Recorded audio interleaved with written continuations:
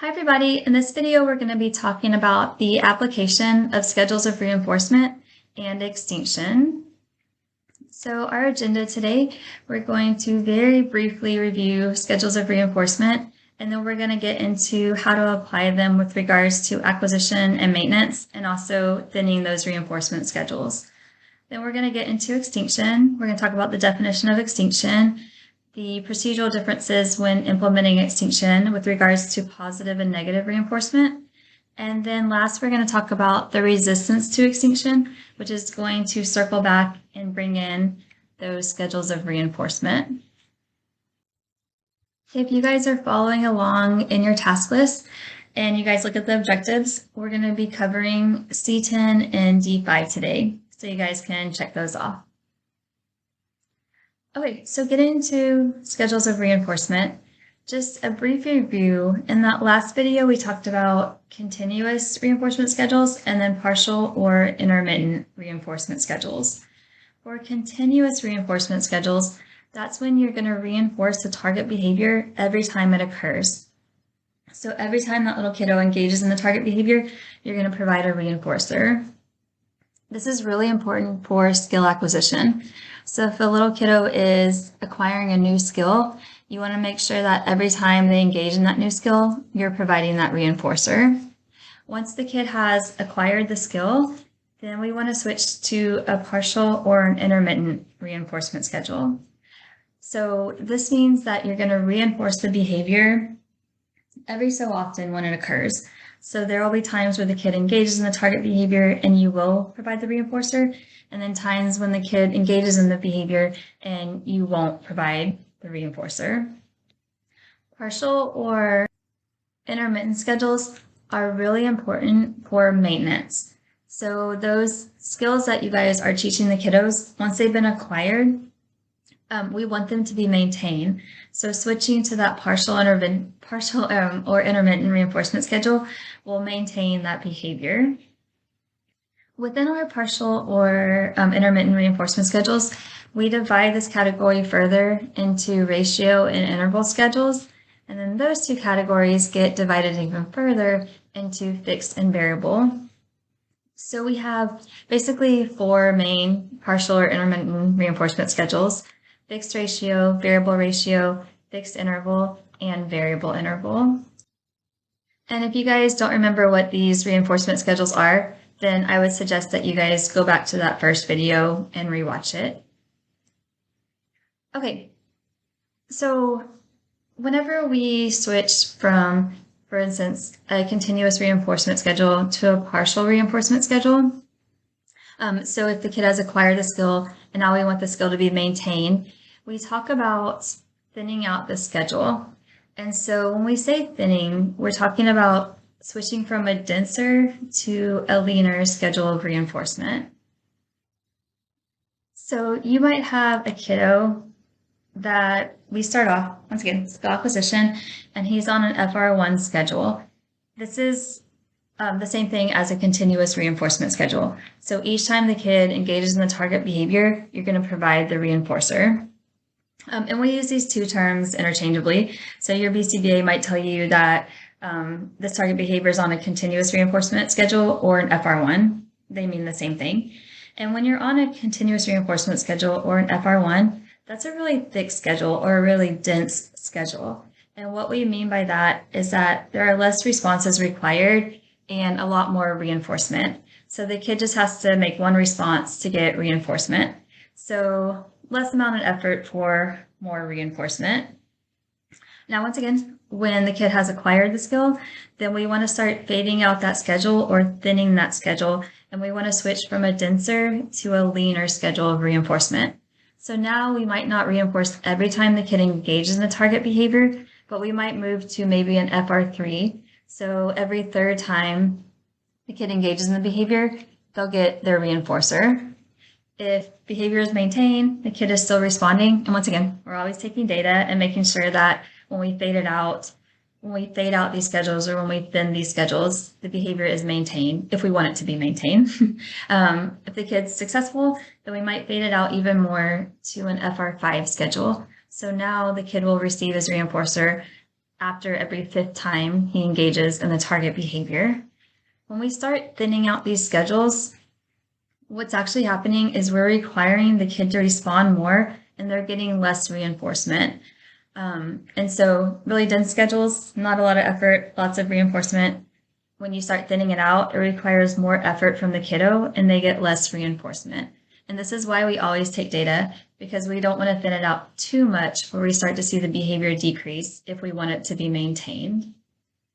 So there's kind of a push and pull as to, we want to thin out the schedules because the thinner it gets and the behavior can still be maintained, the more likely it is to look like a natural contingency.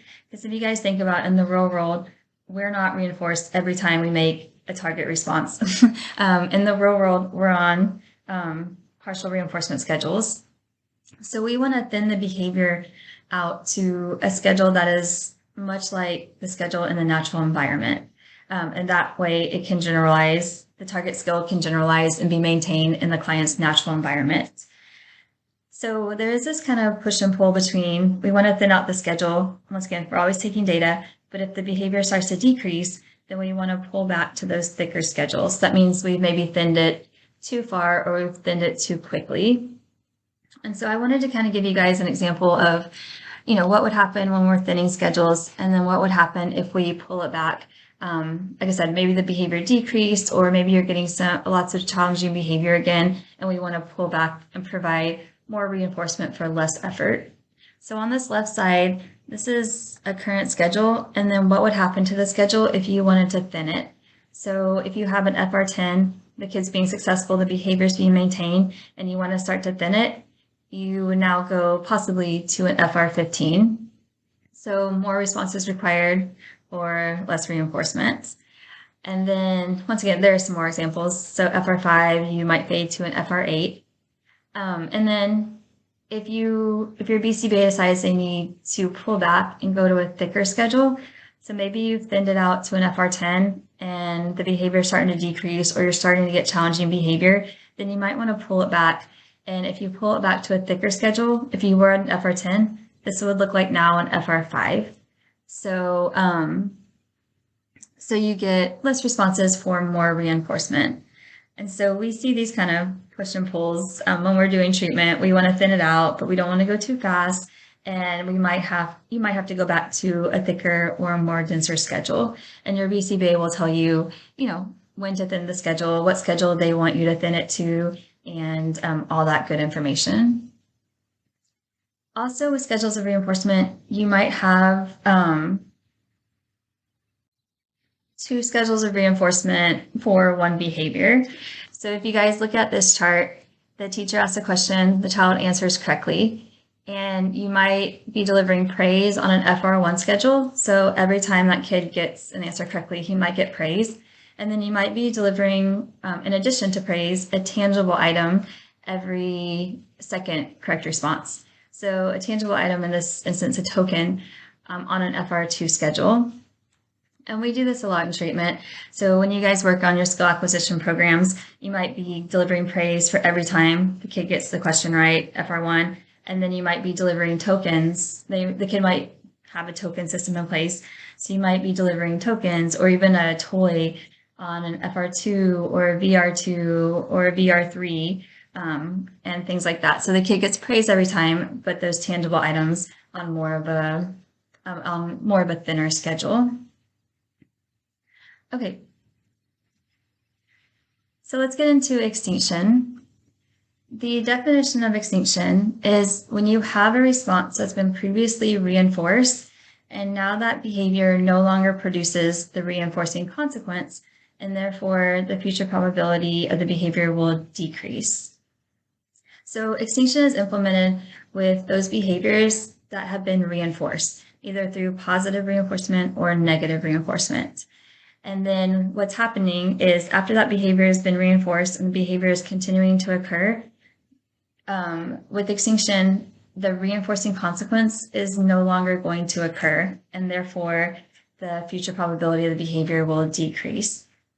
So just to give you guys an example, if you had a child who tantrums at bedtime, and when they tantrum, their parent comes in and gives attention. So this is happening, child is tantruming, parent comes in and gives attention. So this is going to be an example of positive reinforcement. So this behavior has been positively reinforced. If you now want to implement extinction, you are not going to provide this reinforcing consequence. So the kid might tantrum, but the parent is not going to come in and give attention to the child. And the outcome is that in the future, the child is less likely to engage in this tantruming behavior at bedtime. So the key thing with extinction, which I want to kind of stress, is you really want to know your ABCs of behavior. You really want to know the behavior and the consequence, because the key to implementing extinction is not providing this reinforcing consequence. So you need to know the consequence to be able to implement extinction. I like the study, so I like to talk about it. I just think it's really interesting. So these are data from an 8-year-old boy, and he went through testing, make sure he didn't have dyslexia or anything like that. But they noticed during math class, he was actually switching his digits for 2-digit math problems. And so what they determined when they went in and actually observed the behavior is whenever he would switch the digits in addition problems, the teacher would come over and provide attention. So if you look at these data, on the y-axis, we have the number of digit reversals, and on the x-axis, we have days. And at first, we go through a baseline period. So when we do research in ABA, and we've kind of talked about this before, our baseline period is when we're just observing the behavior as it occurs naturally. So they observed and they figured out, during a class period, he was switching his digits, on average between 17 to 20 times. And every time he would do it, the teacher would come over and provide attention. So then they implemented extinction. So the reinforcing consequence for this little kid was teacher attention. So now every time he switched his digits, the teacher did not provide attention. And you can see that it started off really high, and then once he wasn't getting attention, it decreases to actually almost 0 levels. And then, of course, with data, we like to show a functional relationship. So this data right here in this first extinction phase shows that the intervention was effective. So think back to your 7 dimensions, shows that the intervention was effective. So now we want to make sure that it was effective because of the extinction procedure. So they took extinction away and went back to baseline. So now every time the kid would reverse his digits, the teacher would provide attention. And we see that the behavior increases back up again to 20. They implement extinction again, and we see that the behavior decreases back to those really low levels. So now we have this replication here, and we can be pretty certain that the decrease in behavior was actually due to the extinction procedure. And therefore, we've showed a functional relationship between extinction and that digit rehearsal behavior. And that's going to be your analytic dimension of behavior. So I just think this study is cool. So I like to talk about it with regards to extinction. Now, when we talk about, remember, we implement extinction with a response that has been reinforced. And it can be reinforced by either positive or negative reinforcement. Remember, there are differences between positive and negative reinforcement.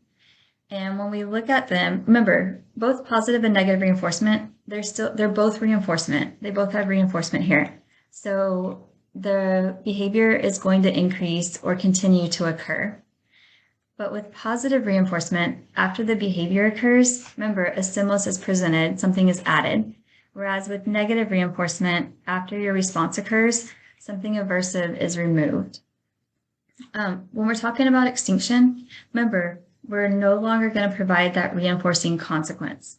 So with extinction, we're looking at this part right here. This is the consequence.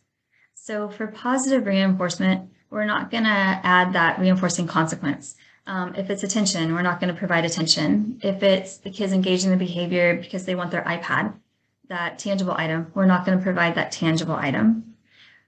So that's how we would implement it with positive reinforcement. With negative reinforcement, remember, after the behavior occurs, something aversive is getting removed. So with negative reinforcement, we're not going to provide this reinforcing consequence. So we're not going to remove the aversive stimulus. If a kiddo hits a teacher, because the teacher moves away from them, then when the kiddo hits a teacher, the teacher is not going to move. So that aversive stimulus is not going to get removed. So just some examples on how to implement extinction with positive reinforcement and negative reinforcement. With positive reinforcement, go back. Child tantrums at bedtime, parent gives attention. So once again, here's that reinforcing consequence. And now child tantrums and the parent's not going to give that child attention anymore. And therefore, the tantrum behavior will eventually decrease. With negative reinforcement, maybe a child tantrums when a teacher places a worksheet in front of him, and then the teacher tells that child to go to the office or lets the child out of the task. So here's the reinforcing consequence now. So with extinction, we're not going to provide this reinforcing consequence. So now the child tantrums when the teacher places the worksheet in front of him, and the teacher does not let the child out of the task. So just remember, with extinction, there are differences in how we implement extinction with regards to whether the behavior is maintained by positive or negative reinforcement. Positive reinforcement, you're not going to provide that, you're not going to add that reinforcer in there. Negative reinforcement, you're not going to remove that aversive stimulus. I do want to make a side note with extinction. A lot of people like to say that extinction equals ignoring, or extinction is ignoring. Remember, extinction is not providing that reinforcing consequence. So if the reinforcing consequence of the behavior is attention, then yes, you would ignore, and we do what we call planned ignoring. However, if the reinforcing consequence is escape from a task, then when implementing extinction, you're not letting that kid escape from the task. And so that is not ignoring. So extinction is not providing the reinforcing consequence. And if the reinforcing consequence is attention, then yes, you would ignore when you're implementing extinction. But if it's escape and you ignore, then you're actually reinforcing the challenging behavior. So for instance, going back to this example, the reinforcing consequences is that teacher letting the child out of the task. If you think that extinction equals ignoring, and you place a worksheet in front of the little kiddo and you just ignore him, well, you're going to ignore it and he's going to get out of the task and you're actually going to reinforce the behavior. So once again, extinction does not equal ignoring. It can be ignoring if the reinforcing consequence is attention.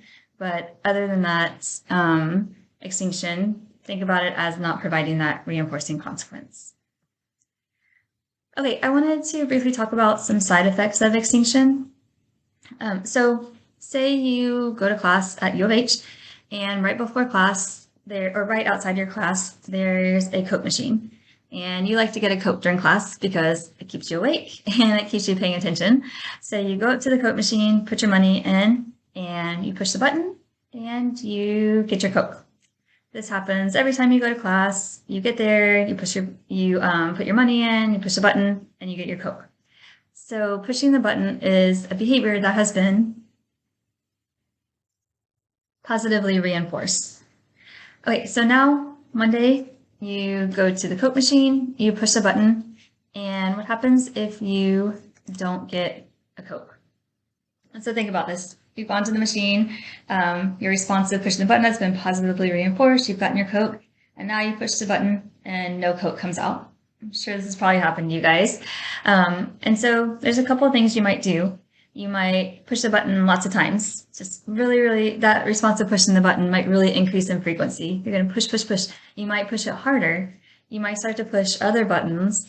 You might maybe get a little emotional and shake the machine. You might get a little aggressive and kick the machine until you finally realize that a Coke's not coming out and you either go into class, so you leave, or you might try a different Coke machine. This response right here is what we refer to as an extinction burst. So with an extinction burst, what we typically see is when a behavior is placed under extinction, you get a temporary increase in frequency, duration, and intensity of that unreinforced behavior before the behavior starts to decrease. So basically, the challenging behavior the behavior gets worse before it gets better. So we get that increase in frequency. We get novel behavior. With the Coke machine, you might press other buttons. You might even look around and make sure that your Coke didn't come out. You get some novel behavior. And then you might get some emotional responding or aggression. So shaking the machine or kicking the machine. And when you guys are implementing treatments or you implement extinction, you guys typically will see this extinction burst. And a lot of times people think that, okay, this procedure isn't working. But when you guys see this extinction burst, that actually means that it is working. So if you guys work with kiddos and you've been reinforcing a response and now your BCBA tells you to put it under extinction, you're probably going to get this extinction burst. And I have these data. This is duration of crying in minutes. So a lot of times when parents put their kiddos to bed and they cry, the parents will come in to the room and provide attention. So first we have some baseline data, and we see that the crying lasts approximately between 10 and 15 minutes. One intervention for this is for the parents to, and once again, there are different ways to do this and everything like this. And this method actually is not proposed to parents, is not a favored method for parents to do, but parents can. One method is to put this crying behavior under extinction. So when the kiddo cries, the parent's not going to go in the room or provide attention. When that happens, and you can see these data, you see this big increase in crying right here. Before the behavior starts to decrease. And this right here is going to be your extinction burst. So you're going to get more crying, more intense crying. You might get some novel behavior. The kid might start screaming or start calling for the parents. You might get some emotional responding. The kid might start kicking or banging their head against a crib and things like that. So you will start to see the behavior get worse before it gets better. Extinction bursts are really important. It's really important to understand that you might have extinction bursts when you're deciding to implement extinction, because extinction bursts can get pretty intense and you need to make sure that you can get through it. One disadvantage to doing this with our kids that are crying is that it's really hard for parents to do. It's really hard for their parents to not go into their room when their kid is kicking and crying more intensely and things like that. So deciding to implement extinction means that you realize that this behavior is going to get worse and that you can get through it. If you don't realize this and you don't get through it, and you end up reinforcing the behavior up here at the extinction burst, you are actually now putting the behavior on a partial reinforcement schedule, which, remember, maintains the behavior, which are challenging behaviors we don't want to do. And you've also reinforced a behavior that's more intense, or even some novel behavior, some more inappropriate novel behavior. And this is actually a good segue into talking about resistance to extinction. So with extinction, we talk about how long the behavior persists once extinction is implemented. And if we say it in a different way, we're talking about how long does that individual continue to engage in the target behavior even after they're not getting any type of reinforcer. So when you've removed reinforcement from the equation, how long does the individual continue to respond even after that reinforcement has been removed? And I always like this meme. It says, "So you're telling me there's a chance?" And this is from Dumb and Dumber, that maybe if you guys have ever seen it. But Jim Carrey's character is trying to date this girl, and he asks her, if there's a chance that they can date. And she says, "There's 1 in a million." And he says, "So you're telling me there's a chance?" So I always, in my mind, this relates to resistance to extinction. So after the kid's not getting their reinforcer anymore, once they realize that they're not getting it and there's basically no chance of getting it, you see that behavior decrease, and you can say less resistance to extinction. But the longer they think that there's a chance that they might get that reinforcer, the longer they're going to respond after reinforcement has been removed, and therefore you get more resistance to extinction. Now, resistance to extinction is desirable when we're trying to increase or teach a new behavior. So when you've taught a new behavior and then you remove the reinforcer, you want that behavior to be maintained. So you want more resistance to extinction. You want the kid to continue to engage in that appropriate behavior, even though you've pulled some reinforcement. However, resistance to extinction is not desirable when we're trying to decrease behavior.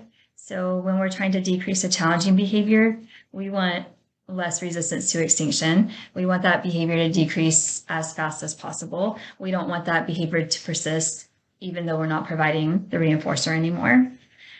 And resistance to extinction relates to our reinforcement schedules. So let's circle back to the beginning. And remember, we talked about continuous and partial reinforcement schedules. So let's think about those schedules with regards to resistance to extinction. So say we have our Coke machine example, and in the natural world, this is a good example of a continuous reinforcement schedule or an FR1 schedule, and that every time you put your money in, you press a button, you should get a Coke. Slot machines are a really good example of partial reinforcement schedules, in that you can pull the lever multiple times, but you're not going to win every time. So you might win after every 20th pull or after every 50th pull. And so you get continuous reinforcement with the Coke machine example, partial reinforcement with a slot machine. So now let's think about resistant to extinction. So think about the Coke machine example. You go in, you push the button, and you should get your Coke. Now, what if you don't get your Coke anymore? How long do you think you will stay there and respond before you go away if you're not going to get your Coke? And then think about your slot machine. You're going to pull, pull, pull. What if you never win again? How long are you going to stay at the slot machine before you decide that you're never going to win? And that's kind of what we're looking at. And we see that with regards to resistance of extinction, the person playing the slot machine will stay there much longer than the person pressing the button for the Coke. So we would say that our partial reinforcement schedules are more resistant to extinction. And that's because with our continuous schedules, it's pretty expected. Every time you engage in the behavior, you get your Coke. So once you're not getting your Coke anymore, you realize pretty quickly that you're not going to get your Coke and your behavior starts to decrease. Whereas slot machines, you have a lot of those trials where you're pulling and you don't win. So it's going to take you much longer to realize that you're never going to win because you win sometimes and you don't win sometimes. So it's going to take you a lot longer. So behavior that is under a partial reinforcement schedule is more resistant to extinction. And then going even further within our partial reinforcement schedules, remember we have fixed schedules and variable schedules. And we talked about in the first video how the fixed schedules, they're very expected. So kids learn, okay, after every 2 times I engage this behavior, I get my reinforcer. After 4 times, even the fixed time, after 2 weeks, 2 weeks I get my paycheck and things like that. With variable schedules, they're very unexpected. And so variable schedules, kids don't know how many responses they need to make to get their reinforcer or how much time needs to go by before they can make a response and get their reinforcer. So because of that, within these partial reinforcement schedules, there is more resistance to extinction with these variable schedules because they're not very expected. So when we look at this for kind of on the whole, thinner schedules, so your schedules that, require more responses and less reinforcement, they take longer for the kid to realize that the reinforcement isn't coming, so they're more resistant to extinction. And your variable schedules, where the reinforcer is unexpected, they don't know when it's coming or how much time needs to pass before they can make a response and get it, those variable schedules are also more likely to result in resistance to extinction. And once again, this is important to figure out, are you implementing extinction with regards to appropriate behaviors, which we don't want to do, and or with regards to challenging behavior, which we do want to do. And with the challenging behavior, is the challenging behavior under a partial reinforcement schedule? If so, you're going to have more resistance to extinction. So just knowing how schedules of reinforcement relate to resistance of extinction and kind of knowing what patterns of behavior you might see when you implement extinction, depending upon the prior reinforcement schedule, is really important to make sure that when you put something under extinction, that it's actually being effective. So once again, if you want to maintain behavior, then you want resistance to extinction. And if we want to maintain our appropriate behavior, we want to be able to fade from a continuous to a partial schedule, and we want that behavior to maintain. So we want resistance to extinction. If we want to decrease a behavior, then we don't want resistance to extinction. We want that behavior to decrease as quickly as possible.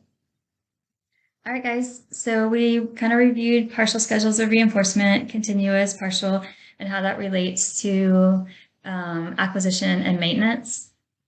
We talked about thinning out schedules, going from that FR1 or a continuous schedule to a partial schedule, and then even fading out within your partial schedule, whether you fade from, an FR3 to an FR5 to an FR8 and things like that, and what that means with regards to the kids responding and the amount of reinforcement they're getting. We talked about the definition of extinction, so not providing that reinforcing consequence. We talked about the procedural differences in extinction between behaviors maintained by positive reinforcement and negative reinforcement.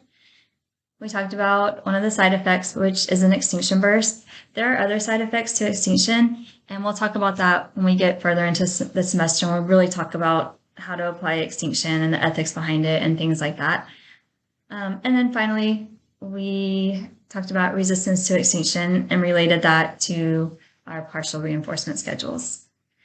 So, all right, guys, thank you all for listening, and please let me know if you have any questions.